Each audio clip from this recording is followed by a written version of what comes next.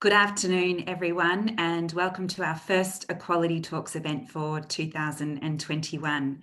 I'm so pleased that so many of you have been able to join us today. We've had over 300 people register for today's event, which I think speaks to both the calibre of the panel that we've assembled and the high interest in this topic that we'll be discussing today.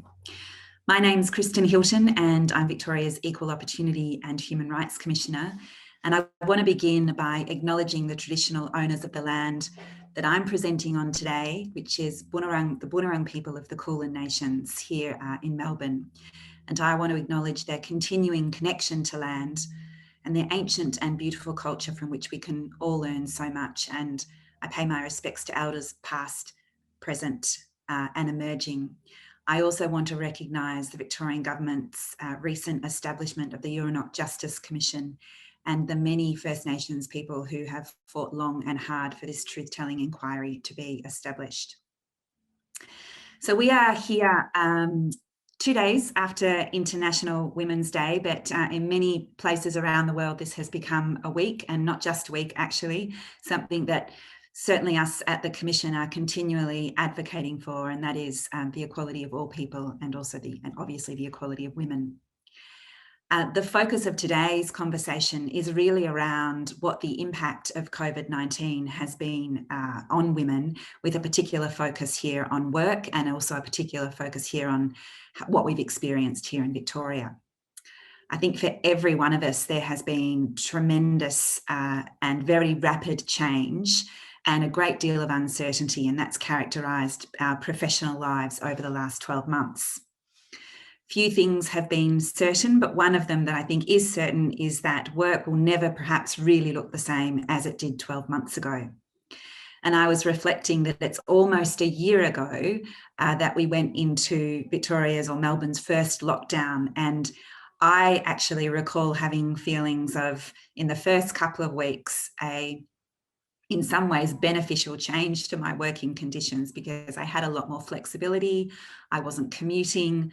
That started to change when I was also homeschooling 3 children. And I think for many of us who are continuing to work from home, which is full time at the moment, for many of us still, perhaps the initial positive changes to working from home full time have started to peter out. We've certainly experienced here at the Commission and also heard anecdotally from many people that the flexibility that they have enjoyed, which might have been logging on early to clear out emails from your inbox, taking perhaps a bit of a break in the afternoon and then logging back on at night, has given people a certain flexibility and autonomy over the way that they work. And I think that's particularly true of us who have been fortunate enough to keep working during the pandemic. It really has been like a proof of concept and an experiment in flexible work. But that hasn't been the case for everyone. Many sectors and workplaces have experienced large-scale disruption, and almost everywhere women have been impacted most keenly. It's women who have shouldered the additional burden of caring and working when homeschooling became the norm and when childcare wasn't available. It's women who are overrepresented in frontline essential roles in nursing, aged care, social assistance and community welfare, roles that have exposed them day in and day out to a heightened risk of contracting COVID-19. And it's women who now and previously most often navigate insecure work conditions that can make it difficult to speak up about unfair treatment or unacceptable demands or risk losing their livelihood. We also know from our own survey and from other surveys that have been conducted that more women than men have lost their jobs or have had their working hours drastically reduced because of COVID-19. And this, of course, has significant immediate consequences for pay and economic security, but also long-term consequences for economic security when you take superannuation and time out of the workforce into account. Research by the McCall Institute found that the rate of job loss for Victorian women was almost 5 times that of men. And the result of that is that we are facing the highest number of Victorian women ever are facing unemployment. During this period, more men than women reported a reduction in their pay, but the women who did report a reduction lost income, report a loss in income, lost much more. Women's pay was cut on average by 46% compared to 30% for men. Part-timers experienced a 39% hit to their pay, and that rose to 65% for casual employees. These are not new issues. Rather, the pandemic has magnified and exacerbated deep, pre-existing and structural gendered inequalities. And the impacts that women are feeling now will be long-lasting and likely to cement long-term disadvantage and economic insecurity.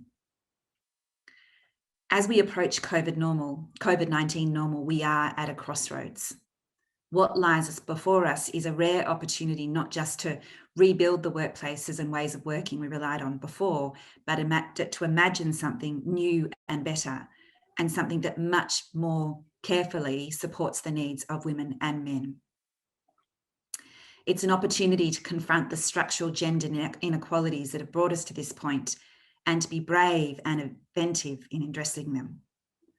It's an opportunity to forge a new normal that embeds gender equality. And critical to this process will be finding ways to retain the flexibility that has become commonplace for many workers over the last 12 months.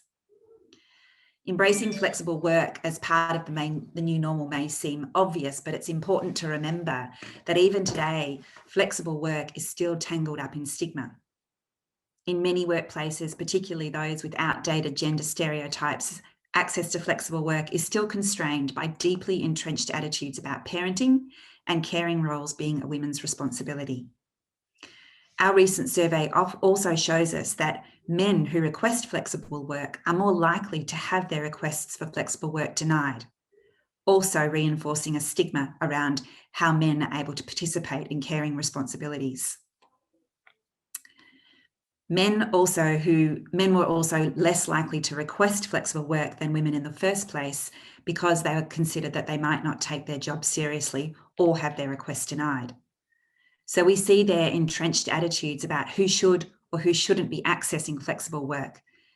And those attitudes don't just affect women's participation in the workforce and their own career progression, they also limit men's ability to make a meaningful contribution to their family life or to other interests.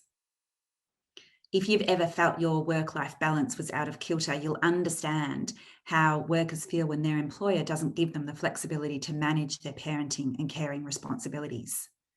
We've heard that they feel stressed, overwhelmed, exhausted, they feel a sense of guilt, they feel like they're never being fully present at work or at home.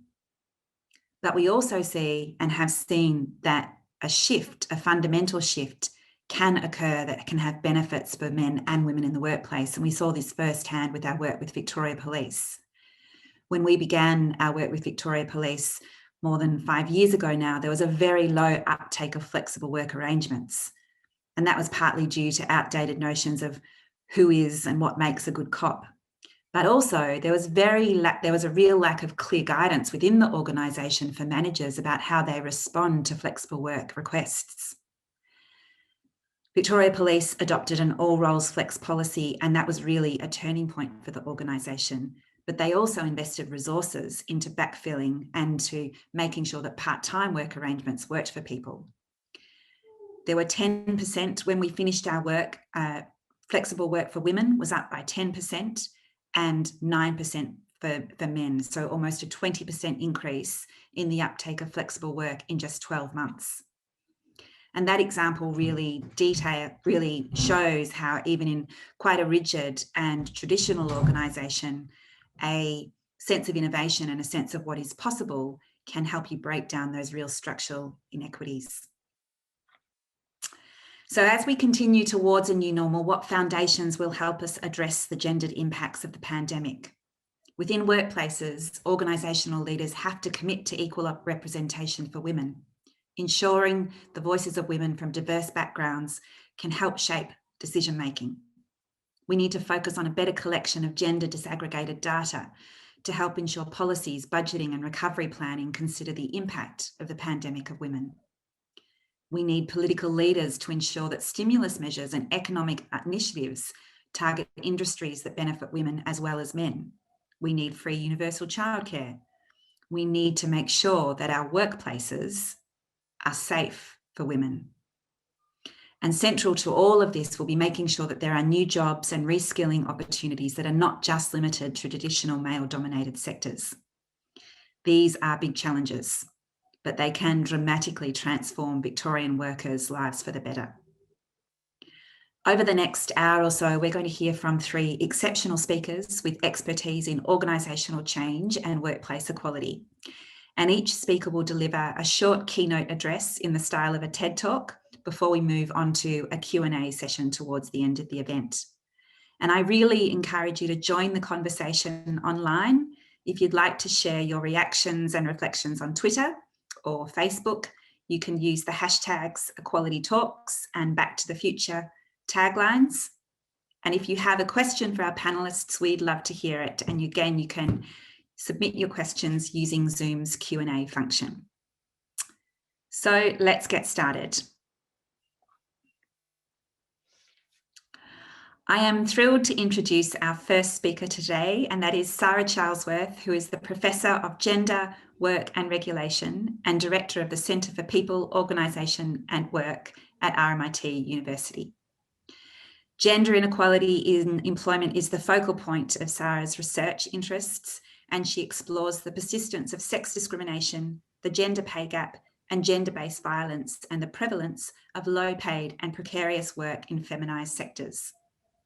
Much of Sara's recent research has also focused on pay inequalities and how women in care sectors, including migrant workers, are poorly paid.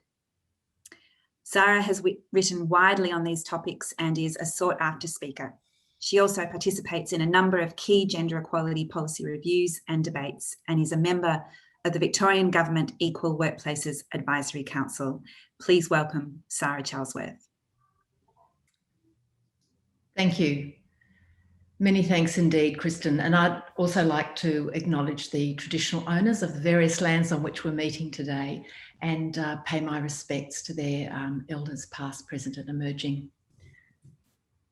So this International Women's Day has been unlike any other in recent memory. All the attention of commentators and the media, particularly on Monday, was on sexual violence within Australia's Parliament, within secondary schools, and on an historical allegation of rape against the Attorney-General.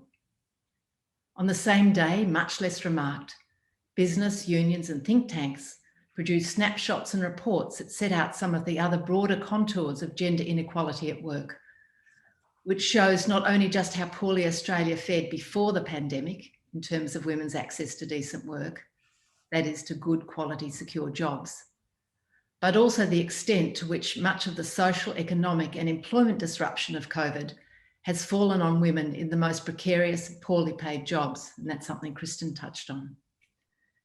As the Grattan Institute pointed out, much like the McKell Institute, women were much more likely to lose their jobs, to lose hours of work, to do a lot more unpaid work, but they're also much less likely to get government support than men. And these gendered impacts were felt hardest in low-paid, feminised industries, such as retail and hospitality. Care workers, such as those in early childhood education and care and aged care, paradoxically deemed essential workers during COVID, were also hit very hard, with negative employment effects amplified in Victoria, with the partial closure of childcare centres and the loss of hours as aged care providers shuttered services and cut shifts. Now, I'm assuming Alan and Fiona will address our theme today at the sectoral and organisational level, so I want to take a more macro focus on flexible work for worker carers in the new COVID normal.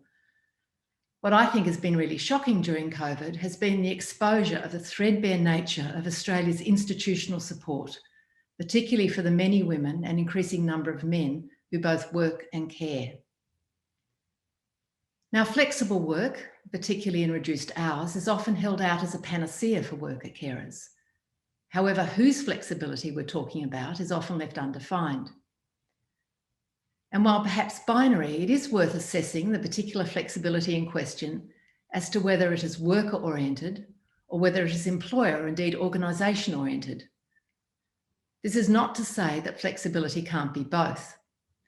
However, multiple Australian studies, including my own, show that the price paid to access reduced or flexible hours of work to try and juggle paid work with unpaid care responsibilities is often poor quality, insecure, part-time jobs and being stuck in career ghettos with what may also be unpredictable hours of work, which, not surprisingly, make it even harder to do that work-care juggle. Now, the new flexibility in the context of COVID is overwhelmingly understood as working from home.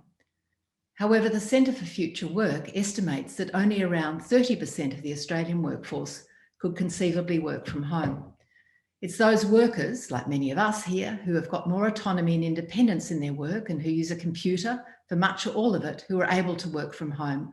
And this group of workers are mainly professionals and managers, although there are also lower paid jobs such as clerical and administration jobs, which also might be able to be undertaken from home. However, many workers, particularly in the sectors where women predominate, such as the care and service sectors, are in jobs which by their very nature are public and people-facing, which cannot be done from home. So how can flexibility, whether it's working reduced hours or different schedules of hours, be better harnessed for these workers? While action at the workplace or sectoral level is to ensure good quality flexible work is available to all workers is vital, if flexible work is to contribute to advancing gender equality for worker carers rather than undermining it, such work must be supported through government investment in decent care infrastructure. In its COVID statement of late 2020, the Australian Work and Family Policy Roundtable, which is a network of gender work and care scholars which I co-convene, argued that governments have a vital role to play in providing increased and sustained investment in equitable, high-quality care systems, and yes, that includes free childcare, Kristen, that include decent wages and secure employment for the care workforce and equitable access to paid leave for all workers. Only public investment in high-quality care infrastructure in combination with strong supports for individuals who take on unpaid care work and appropriate regulatory and governance arrangements can address the diverse needs of women, men and families on an equitable basis. Now, this is not a pipe dream. In the context of COVID, economists Jerome de Henau and Sue Himmelweit have modelled the differential economic and social impacts of additional government investment in the care economy on one hand and in construction on the other. And they've found that public investment in high quality care services and better conditions for care workers in terms of better paid secure jobs can indeed build a more gender equal caring economy. Their analysis also shows that a care-led recovery has superior employment outcomes to investment in construction, even when wages and hours are matched. Such investment in social and physical care infrastructure could provide the crucial institutional support for flexible work, whatever it takes, which would enable that flexibility to be realised at the workplace level. Now, some years ago, US feminist Catherine McKinnon produced a brief but powerful treatise rhetorically entitled, Are Women Human? Her concern was more with the question of whether or not women are seen as human in international law with full access to the fundamental human right of living a life of human dignity. But the social and economic and regulatory recognition of women as fully human also would represent the achievement of substantive gender equality. That is, women will be treated as fully human when they can work and be educated without fear of sexual violence, and when women and worker carers become the normative worker around whom employment protections and care infrastructure are built and work is organised.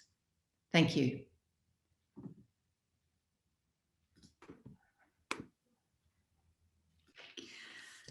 Thank you.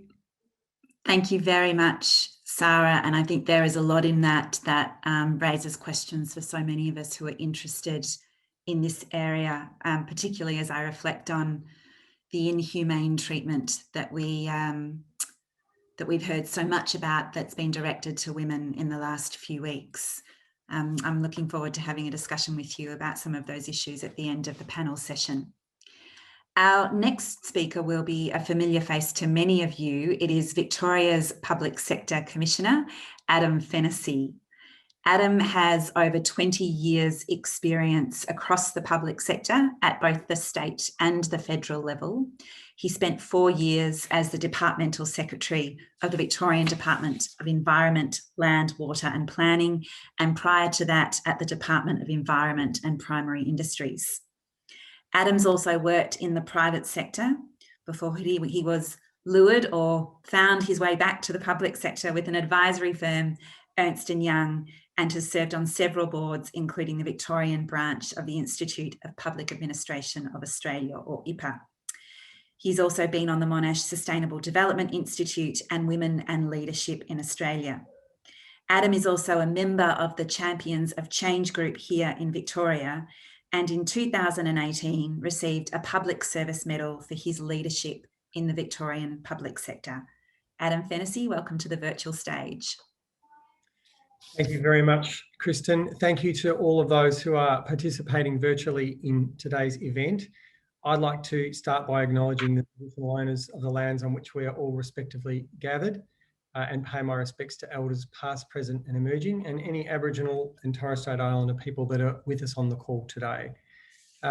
For me, the opportunity around the new normal and gender equality is both exciting and daunting. It's exciting in that we have such opportunities in front of us to be brave and bold and to think differently. And one reason I have seen is working with public sectors across Australia and New Zealand. Victoria was in a unique, challenging space. We had the deepest lockdown, and we've already heard Kristen reflect on the realities of day-to-day life under deep lockdown. What that meant is we had to disrupt ourselves more so than any other governments or parts of Australia. We had to work completely remotely and digitally for people who were otherwise in office-bound activities. We had to rethink our direct service delivery roles if we were working in continued contact in the community. This presented a big challenge, but Victorian government, on the whole, was able to step up and continue to deliver services throughout the last year, working in completely different ways. In my role as the Victorian Public Sector Commissioner, I oversight the quality, the capability and the integrity of 50,000 people in the public service and also 330,000 public sector workers across schools and hospitals and TAFEs and utility providers and the rest of the government-owned sector. So the Victorian public sector, being about 10% of the Victorian economy, has a profound opportunity to reshape how we work and in doing so, reshape the new normal and think about things like gender equality in doing that. A lot of the work that we are leading is very specifically focused on that. There has been a lot of discussion about flexible and hybrid ways of working as we come out of deep lockdown. Sara has already pointed out that it's not a simple proposition. It's not simply taking the best of remote and flexible ways of working and embedding that in how we work. It's all the systems around that, and it's asking ourselves the questions of what were the benefits and the empirical evidence of benefits from remote and flexible working, what were the disbenefits, what were the challenges, and address both of those sets of issues. We did find both anecdotally and in the research that we continue to collect in the Commission, there were significant benefits from flexibility that in many cases have a direct link to supporting more diverse, inclusive and gender equal organisations. That's not to say there were not disbenefits and challenges, but what we found is Victoria was somewhat like a laboratory in that we had to experience different ways of working and thinking about service delivery because of that deep lockdown. Some of the work I'm now doing is looking at and leading work on what new flexible and hybrid ways of working look like in the public sector, implementing them and using them as a leadership opportunity so we can learn from other sectors, but also lead and provide examples to other sectors that we can support more flexible, more diverse ways of working while not only maintaining, but in many cases improving the performance of our organisations and the quality of our service delivery. The work we're leading very much takes an employee lens. Again, Sara made this point. How do we think about it not just to the benefits of an employer organisation, but for the benefits of our people. So we're taking a very humanistic, people-driven approach to this, including detailed data collection and surveying of our people across the public sector to work out what worked, what didn't work, in particular the well-being impacts and issues we have to keep a very close eye on. So it's very much driven by employee needs, to think about the opportunities to recalibrate and rethink the way we work.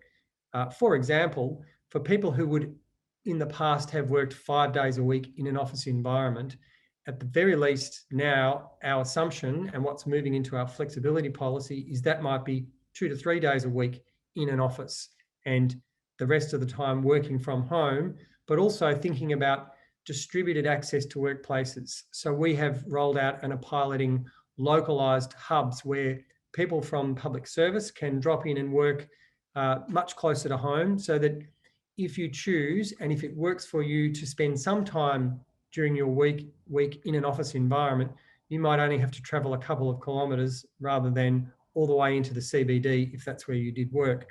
So these are examples of innovations we are trialling and piloting so that we can develop and lock in new normal ways of working and provide leadership as the public sector to other sectors. This is a big challenge, and I don't want to understate that challenge. It's not just about new systems and new ways of working. It's the leadership and cultural settings that underpin this. If we have new policies about flexible work, they will not succeed unless we bring a leadership approach to that.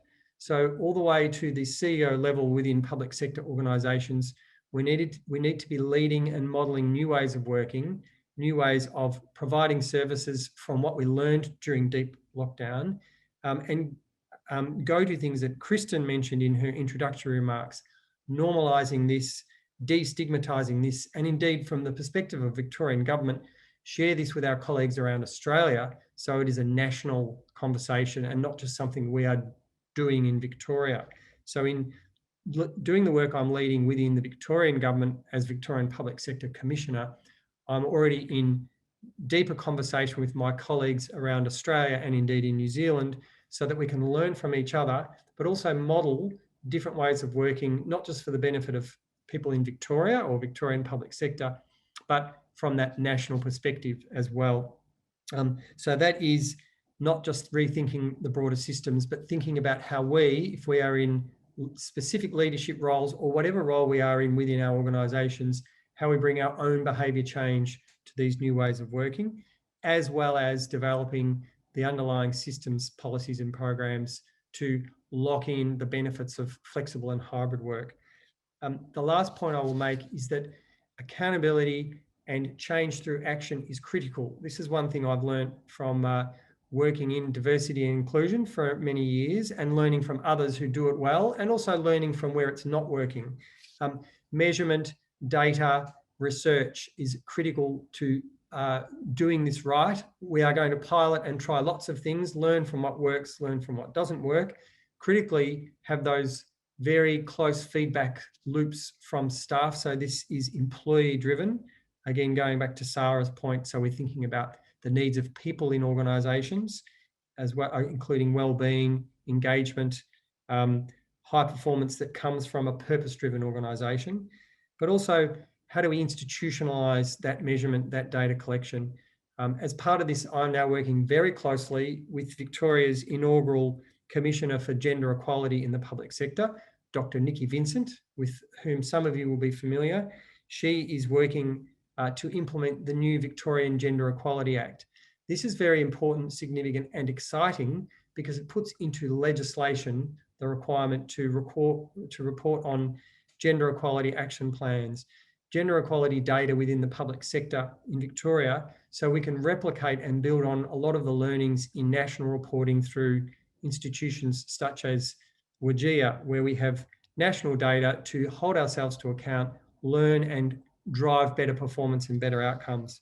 So I think for me, it's about learning from the deep lockdown, learning from what we had to endure in Victoria and turning that into a positive, acknowledging that strong link between new, better and more flexible ways of working and gender equality, also acknowledging that there are challenges within there that Sara talked about today, but my final reflection is that we have made a lot of progress, and there are things that are working very differently and very beneficially now, but progress is not success. I think it was Dr. Anne Summers who said this many years ago, that there is still a lot more work to be done. So I remind myself that while we are learning and bringing the benefits out of the challenges of COVID lockdown into how we work differently in the Victorian public sector, progress is not success. So we've got to keep listening and learning from our organisations, learning from others, supporting others and supporting each other, and driving that longer term research so we can systematise and institutionalise these new ways of working. So I thank you for the opportunity to be part of the discussion today, and I'm looking forward to your questions later on in this session. Thanks very much, Adam. I think it's fantastic that we've got you and Nikki leading some of this work across the Victorian public sector. So we look forward to hearing a bit more about that in the Q&A. Our final... Sorry, there you go. I had my video off. I'm back. Our final speaker for today is Fiona Vines, who is the Head of Inclusion and Diversity and Workforce Transition at BHP. Fiona is a human resources executive, and she has experience across operational talent, culture and change management aspects of both financial services and the resource sectors. Fiona has particular expertise in developing inclusive workplaces and customer services, and she was previously Head of Global Diversity at ANZ Bank. In 2016, BHP set an aspirational goal to achieve gender balance by 2025. And since then, female representation has increased from 17% to 27%. And there are over 4,000 more women working at BHP today. That is no small feat. In addition to her professional achievements, Fiona is a member of the Victorian Government Council on Women's Equality and a board member of the General Surgery at the Royal Australasian College for Surgeons. Fiona, welcome. Thanks, Kristen, and hi everybody. It's an absolute pleasure to be with you all today. Can I also start by acknowledging the traditional owners on the lands in which we're all coming together, and pay my respects to elders past, present and emerging. I'd like to start my talk by, I guess, picking up where Adam left off in relation to leadership accountability. And I think that in order for us to really recover from COVID in a way that is gender beneficial for both men and women, we need to really focus our effort on accountability and on measurement. And I think that the story from BHP, if you'll bear with me for a couple of moments, needs to go back about 4 years when we set our target, as Kristen just referred to achieve gender balance or 50-50 by 2025. And I always say that a goal for gender balance without a target is just a hope. But once you actually have a target, you're more likely to create a plan, and you're more likely to take the actions that are needed to meet your goal. And that has definitely been our experience at BHP. So we have seen a significant increase in the number of women that have come into our organisation. And of course, the most important thing about that is when you hire a lot more women into an organisation that was built by and for white men, you learn a lot about the changes that you need to make in that organisation. And one of the first things that we learned after about a year was the two main reasons that we had higher female turnover. So we were hiring a lot more women, but we also were losing women at a higher rate than men. And what we learned was there was two main reasons for that. One was the lack of true flexible working options for women. And the other was the existence of disrespectful and unsafe work cultures. And so we took action 4 years ago to implement a similar all roles flex policy to what Kristen described in the police force. And it had a huge and almost immediate impact on culture.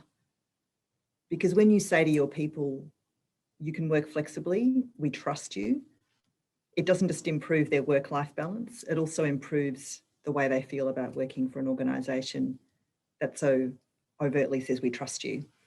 And so we found that within a year, we had 46% of our people working flexibly, which in a mining organisation is significant, because a lot of people in our organisation work at mine sites where there's a lot less flexibility perceived to be anyway, and certainly not the opportunity to join work from Zoom like we are today. So really, if we fast forward then to COVID, really what COVID did was significantly accelerate our goal to become a truly flexible workplace. I call it was a revolution. Sorry, it was an evolution, not a revolution. So we'd already started, and then really what COVID did was it significantly accelerated and disrupted us to the next level of performance. And what we learned was the benefits are real. There are significant benefits when you really think about where does a person need to be to do that particular task? How can we use technology to give us more options? How can we reduce the amount of travel that people need to do? And how can we keep people safer? And we definitely found at BHP that there were more upsides than downsides, but to Adam's point, there were some downsides. And that's what we're learning from at the moment. So our approach to baking in, or I guess locking in the value of flex working through COVID is to go to the next, I guess, stage of our cultural evolution, which is our philosophy now is work where you get great outcomes. So we don't have rules that say you have to spend X amount of time at an office or X amount of time at home. What we're saying to our people is we trust you to work with your manager to decide where you need to locate yourself to get great outcomes. And the reality is if you work at a mine site and you need to be on a piece of equipment, the only way you're going to get a great outcome is to be at that mine site operating that piece of equipment. However, we can offer you a variety of flexible rosters. We can look at seasonal type rosters to enable people to manage their work and life demands. So this tagline of work where you get great outcomes has been a really critical part of us locking in the value from the COVID disruption. However, there are real challenges. There is still ingrained bias in a lot of our leaders about really are people going to be working? Are we going to see the value continue to be generated? And even though during COVID, we actually saw higher levels of productivity, there's still this strong bias and reinforcing bias that says people are not as productive if I can't see them. So as well as all the structural changes that you need in terms of HR policies, health and safety policies, use of technology, etc., the single biggest challenge, I think, for us is building leader capability. Building leader capability and how to manage people to outcomes, not to inputs or presenteeism, but also really challenging leaders' bias. We did have some leaders in our organisation who admitted, they said, look, I just don't feel comfortable with this. I feel like I need to see people in order to know that they're working.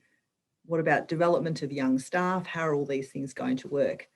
And essentially what you're looking at there is, I guess, a completely different way of working that is different from how a lot of our leaders grew up and developed themselves. And so anything that is different is automatically, I think, to an extent to be feared. So there's a huge piece of work that needs to be done in relation to building leader capability. The other component that I think is important to talk about, particularly in the current climate, is disrespectful and unsafe work cultures. As I said at the beginning, there was two reasons why we were losing women in our organisation, and the second was this existence of this disrespectful behaviour. So we've taken a whole of system approach to really understand the prevalence of this type of behaviour. We've done a complete risk assessment of the risks of sexual harassment and assault occurring in our workplace in a similar way that we assess other safety risks.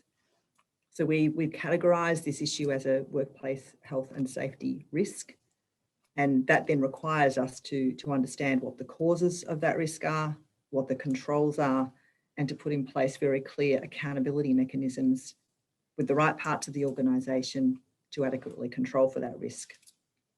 So that's a range of preventative measures, around appropriate security at our workplaces, appropriate training and awareness for our leaders. And it also requires us to have a very comprehensive response mechanism, which means that when people come to us and say something has happened to them, the way that we respond is absolutely critical. And our philosophy is we respond in a way that says, we believe that something happened to you. We want to support you in a way that will help you to recover.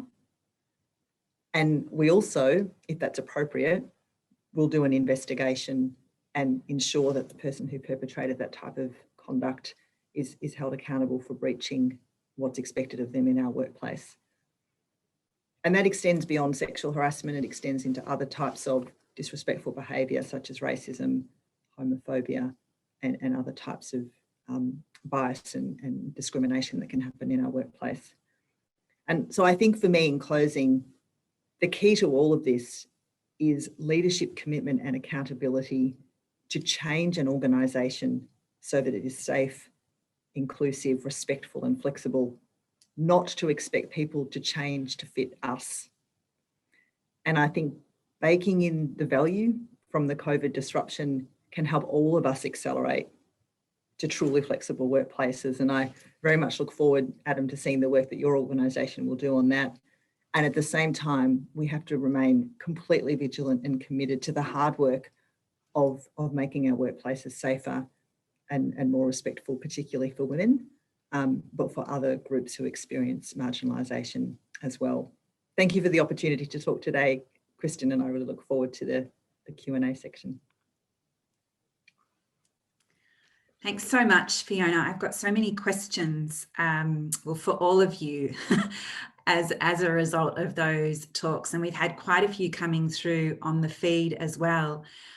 If I can just pick up on a few of the things that Fiona has talked about, and one of the challenges that she mentioned was some of the reactions to less presence in the office, I suppose, and what that means for rather traditional notions of professional development. And one of the things that I've heard as we return to our workplaces is that it tends to be men who are returning to the workplaces at a more rapid rate and for longer periods of time than women. And that we need to be very mindful of not, I suppose, defaulting to the way in which sometimes opportunities were handed out, whereby if you're around the boss more, or if you're around people who are making decisions, then you're more likely to receive some of those formal or informal opportunities. That idea of just you're there, so you're seen, and so presenteeism in a sense. And given that our workplaces, our physical workplaces, have sort of hollowed out to an extent over the last 12 months, if there is an imbalance in terms of who is returning to the physical workplace, what does that mean for those formal or informal opportunities? And just wondered, given that you are changing perhaps the way in which you look at professional development, whether or not that is something that you have contemplated in a COVID-19 normal workplace. Sure. I mean, Kristen, I'm happy to talk about what we're thinking about in terms of that at BHP. It's definitely of huge concern to us. And for me, it goes to the question of leader capability. Leaders are the ones who are accountable for developing talent and for developing their people. So the very first step is, and it'll be my answer to almost every question, is gender disaggregate all of your data, which includes who's returning to the office and who is not, who is attending development activities and who is not, and who is being promoted versus stagnating. So gender disaggregation of data is the first step, because what it will do is enable you to see the problems of where you're seeing these different experiences for men and women. And then it is really about when leaders are talking to their direct reports about talent pipelines, diverse pipelines coming through, using the data to say, look, I think we've got a problem here because we're seeing many more of your male teammates coming along to these development activities and not so many in women. And of course, the answer to it is, once you realise there's a gap, what do you do to close it? But once leaders realise there's a problem, they will pull on the HR teams in their organisations. They will pull on different ways to develop their people. And there's plenty of innovative ways that can happen. But until they realise there's a problem, they won't do anything about it until it's too late and we realise that our talent pipelines are even shallower from a diversity perspective. Mm. Thanks, Fiona. And Adam, this is one that you might want to comment on. It's a question that's come through on the chat about the different messages that we're receiving around flexible work and being able to work from home. And of course, we should acknowledge that flexible work is not just working from home. It's part-time arrangements, it's job share, it's all sorts, it's compressed working week, it's a range of different things. But there is, you know, a push from some employers to say that we want to ensure that the benefits of flexibility remain, but also a push from others to say you must return to your workplaces, particularly in the CBD. I think that again has felt the impact of the absence of so much employment traffic over the last 12 months. And, you know, the benefit of sort of increasing economic activity in areas where all of the sort of employment real estate is. So how do you work in, how do you have those conversations at the same time with employers about making sure that their workplaces are flexible, but also the drive to sort of regenerate areas that have been kind of crippled by the fact that we have been out of them? Yeah, so they are some of the balancing issues that we're working with across public service in Victoria. And there has been a lot of public discussion about the role of major CBD employers to help the CBD economy. And of course, that is a very important driver.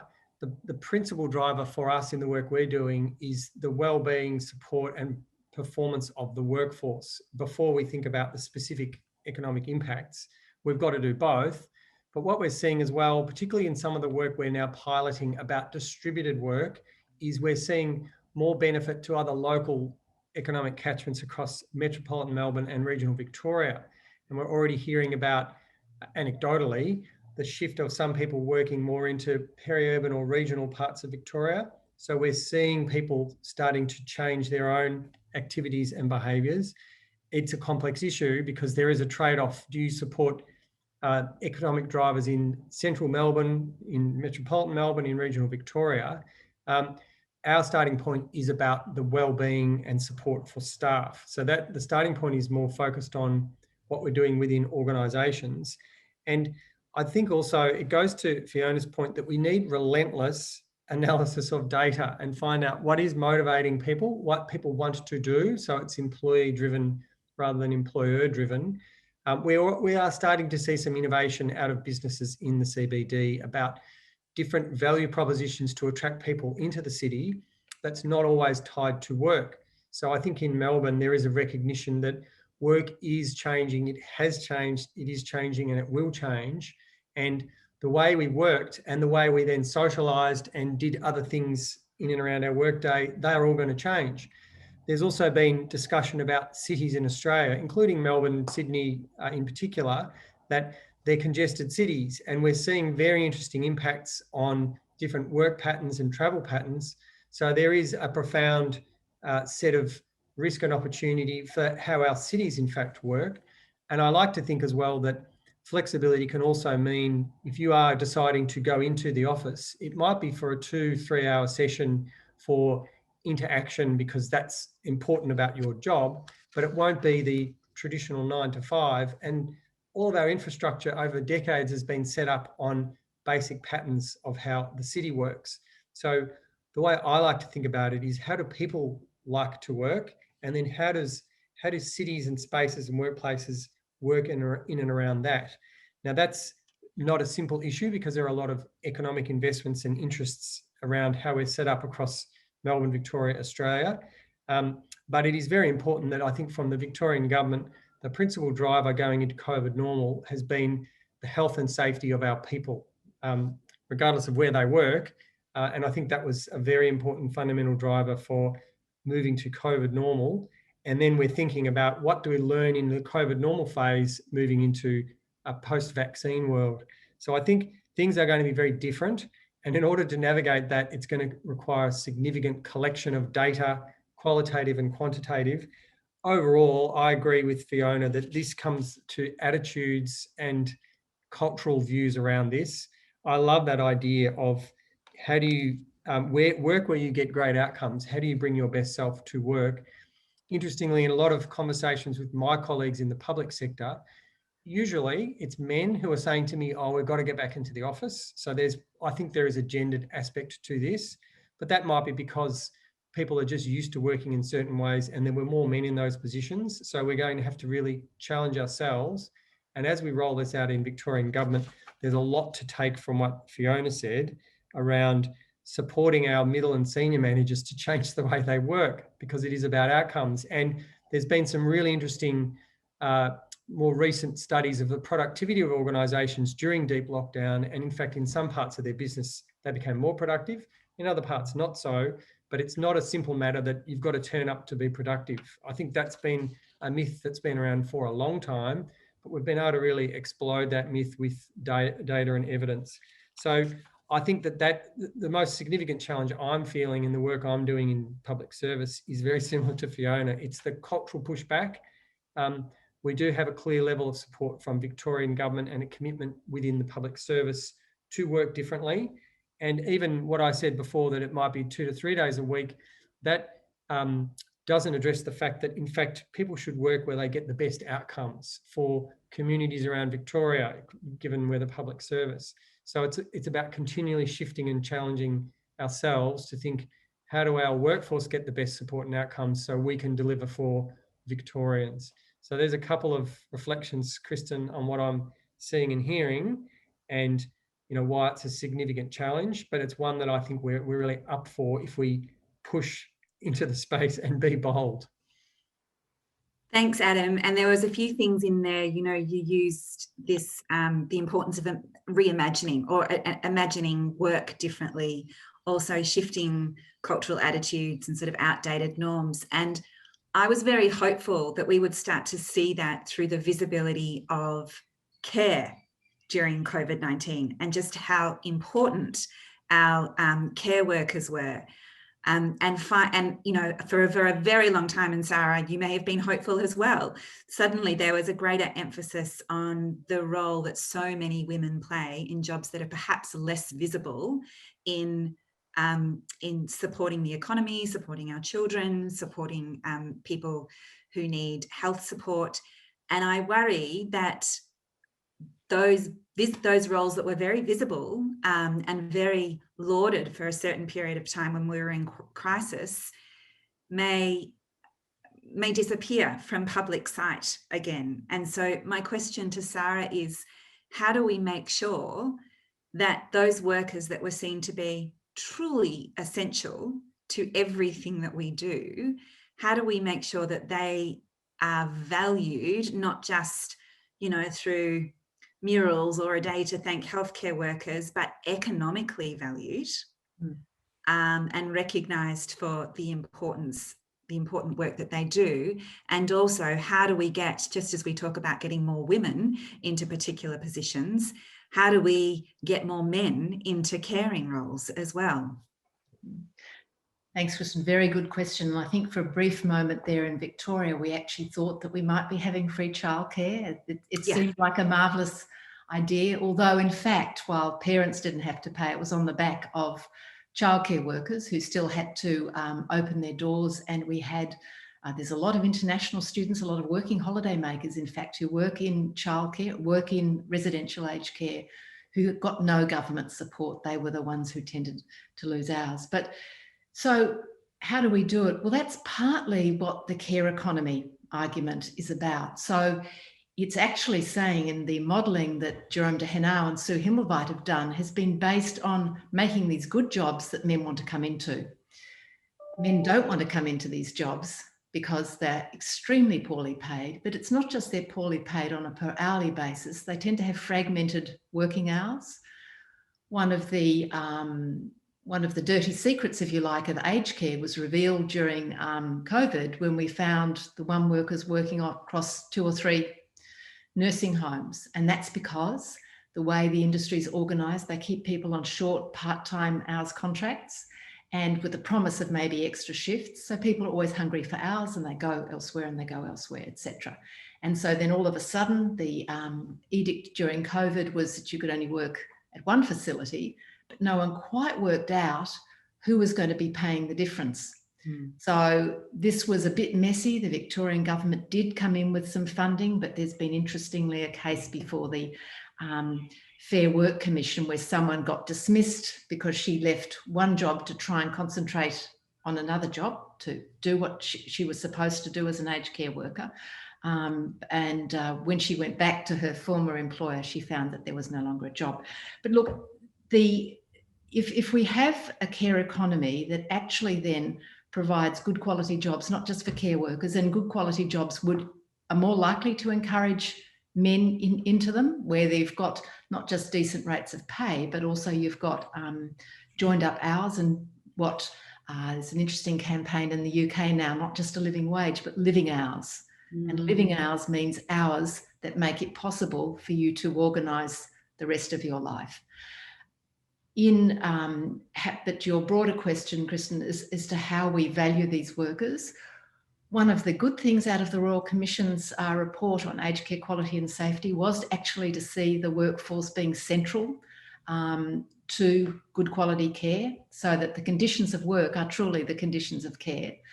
And they have made various recommendations. Now we'll have to wait and see if they're taken up, but one is going through more collaborative, collective agreement between providers and unions, and indeed the government, to have a better pay structure.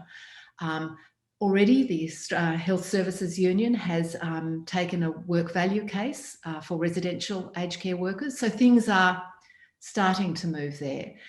But I think with the care economy, perhaps something that we don't think of is that the care economy is allowing women often to engage in paid work, but it also allows men, who are also tend to be looked after by women traditionally, to engage in paid work, so that it allows people who wish to engage with paid work to the extent to which they actually want to do it, to the extent to which they freely choose to do this. So it's not to say that men don't want flexibility, they do. And I think, Kristen, you cited that data, and some earlier work I've been involved with showed absolutely men are much more likely to get rejected when they ask for flexibility. I think we have to look for the little cracks and hopeful openings where there are.